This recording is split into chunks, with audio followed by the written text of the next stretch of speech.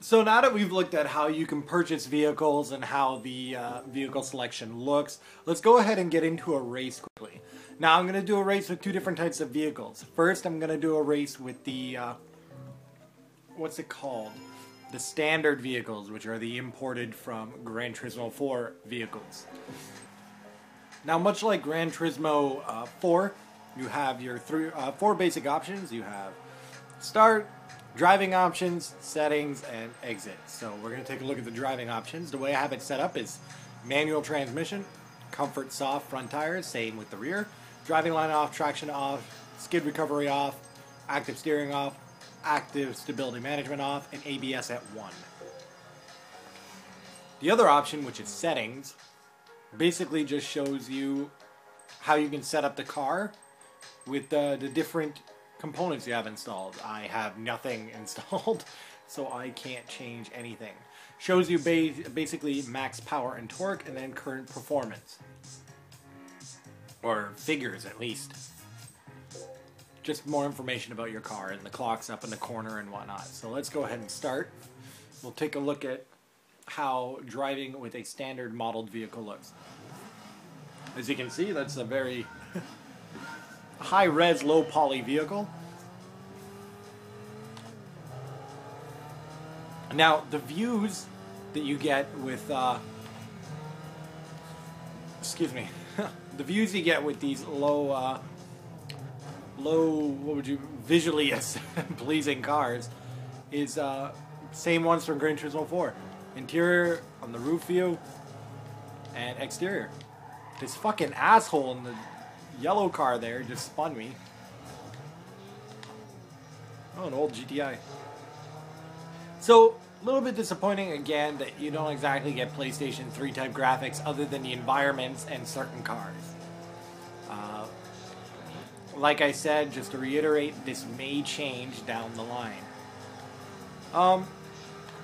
So far the AI kind of sticks to its own driving line, hence the reason it spun me. It didn't really care that I was in the way, so it didn't brake or do anything.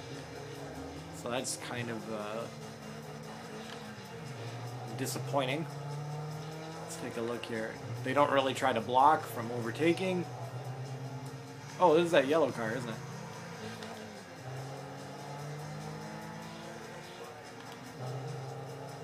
Let's see here. Also, damage is only available on the premium cars as well. I've tried crashing this and actually no, I see a scuff mark. Let's see how we can make this work if you actually do destroy the body of the vehicle a bit.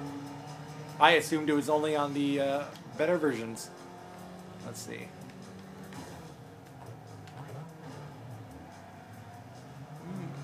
Yeah, I see some dents happening in my hood. But, like I said, more to the AI, doesn't look like it's doing too much. These are the very beginning races, and I guess it's being quite lenient. And my car is significantly quicker than anything on the track right now, so. But like I said, I don't see them attempting to block me or anything, and when I was in front of that car and trying to merge back in, all it did was continue on its path, and then it spun me out. I don't think it was an aggressive move. I think it was aggressive move. Sorry, I think it was just something that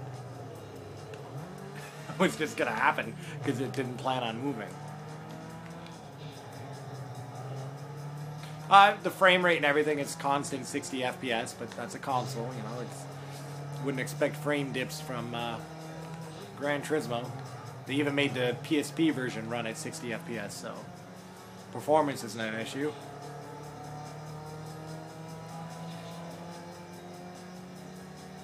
Another thing, the Logitech G25 and G27 steering wheels are 100% compatible with this game, meaning you can use the clutch, the 6-speed shifter, the 900-degree steering, all that stuff. And I will be trying that out later on because I have the G25 in my other room.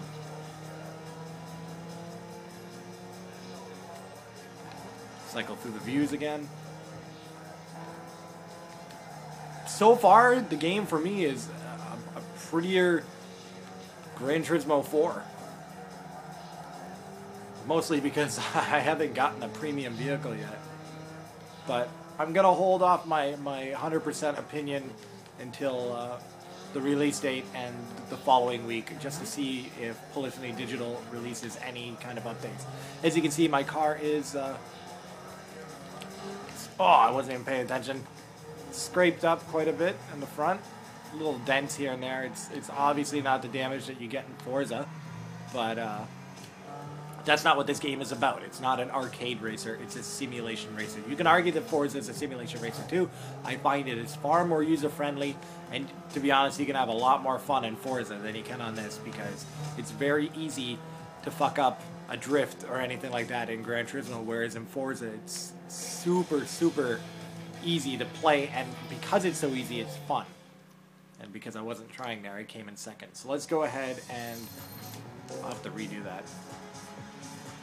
There's more experience points. Let's go ahead and go to an arcade race and take a look at what it's like to drive one of the premium vehicles. Let's use the M3 Coupe.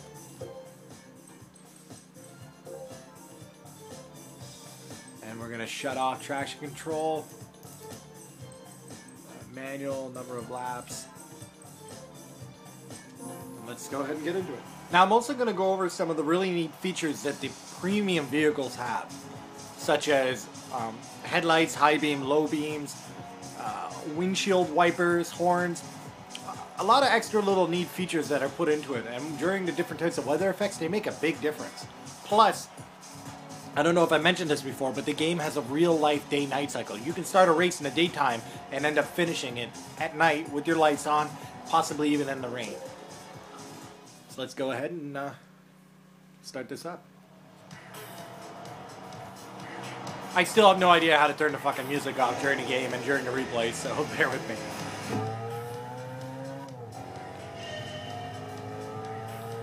So here you have your traditional outside view, speedometer view. Now, like I said, it's a premium car, so you do have the interior view now. Very, very good detail on them.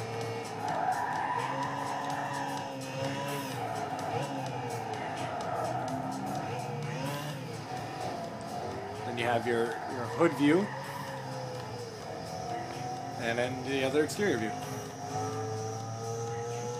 Now the game is so much more rewarding when you're using a premium car, just because it's visually better looking.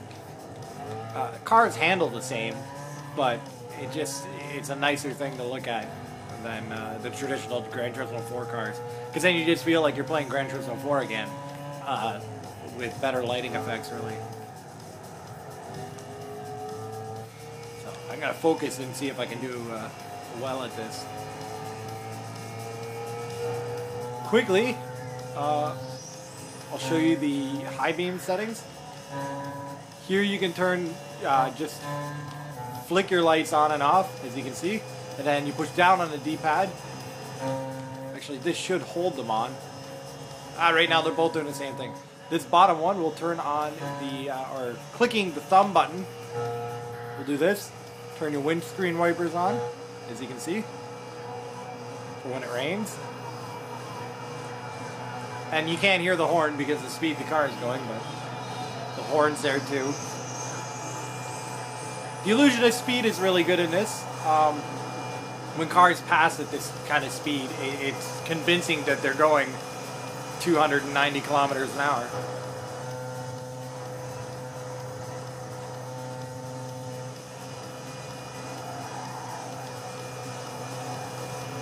So I'll do a lap, I'll turn on the replay, and we'll leave it at that.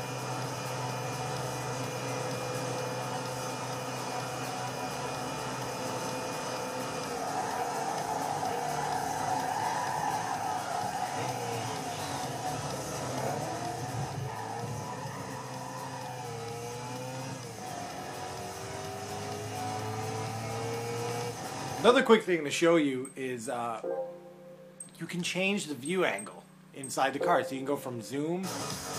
Now it's a little bit closer to the steering wheel, and then you can go to extra zoom, which will bring you right up to it. To the point, this is where you usually use that Logitech controller, because then you would also use the IR tracker, and you could look left and right with your head. But for using a remote, which I am it's much better to use the zoomed out mode.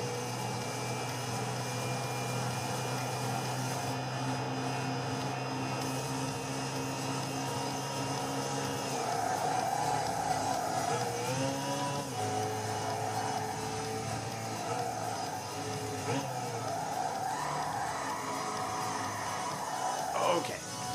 Now we'll just exit, check out the replay, and we'll leave it at that. And that's the in-car or in-game view of the... I'm sorry, I'm trying to eat and think at the same time, and my mind's saying eat more, and I'm telling it no, I can't, because I'm trying to commentate. So I'll just leave you with looking at the video, and I'm going to eat.